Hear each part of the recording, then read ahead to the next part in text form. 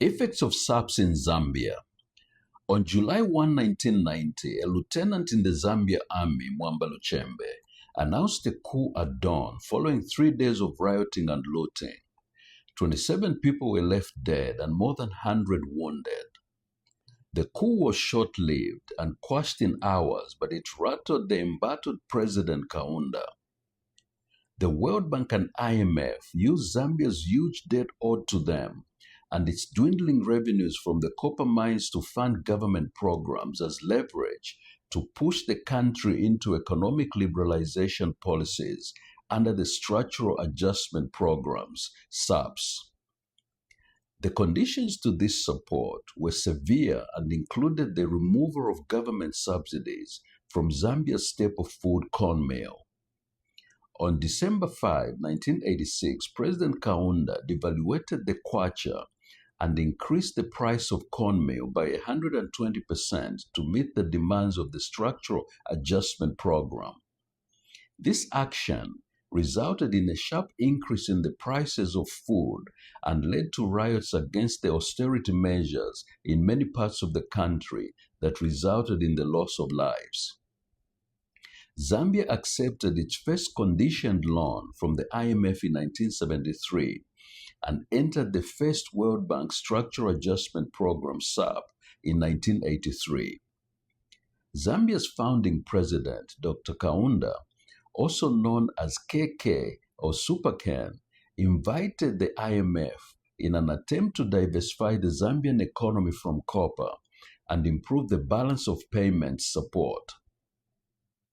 Even though Zambia's economic policies were tightly monitored, President Kaunda decided to reject the conditions of repayment of the loan. He divorced and broke away from the relationship with the IMF and was forced instead to restore the food subsidies in order to keep peace in the country by 1987.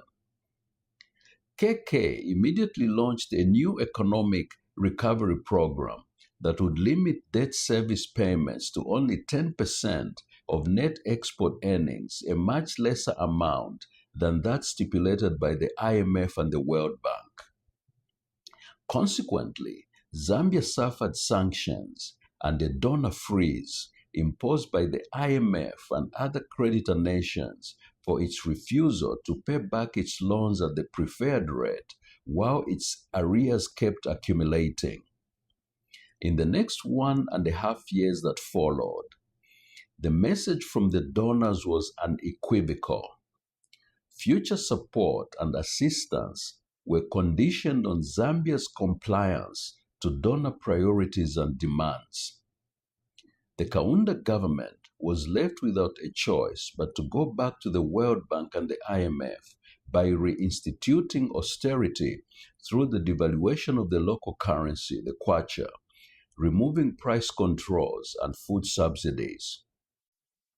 Mr. Fred Membe, editor of the now defunct Zambia's Post newspaper, observed that, half a world away from Zambia in Washington, the architects of this human disaster dine in comfort and seclusion, spending more on one meal than Masao Sopiri's wife makes in a year of selling buns in their shanty town. Although most World Bank staff work at its Washington headquarters, those unlucky enough to be posted in the Third World receive ample compensation for their misfortune. This includes subsidized housing, complete with free furnishings, an extended assignment grant of $25,000, and a mobility premium to defray the cost of child education. Salaries are tax-free and average $86,000 in 1995, according to a General Accounting Office report to Congress. No structural adjustment then for this privileged coterie of bankers and policy analysts. Meanwhile, in Africa, a hidden genocide lays waste the continent. It's not right for a bank to run the whole world. Donor funding came back to the country by 1989, but it was a day late and a dollar short for the Kaunda administration. Zambia's foreign debt burden had risen to a staggering $7 billion with hyperinflation. The domestic economy did not improve much, but got worse instead, and there was another round of violent protests in 1990 against increased food prices.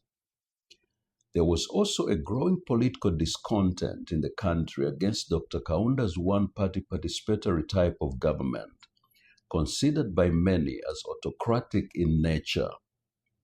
Kaunda was seen to have overstayed his presidency after being in power for 27 years uninterrupted since Zambia attained her independence in October 1964.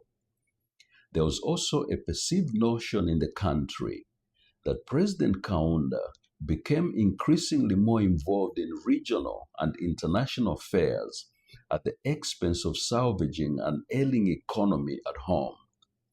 The IMF is back in Zambia. In 2022, the fund announced an extended credit facility of $1.2 billion for Zambia.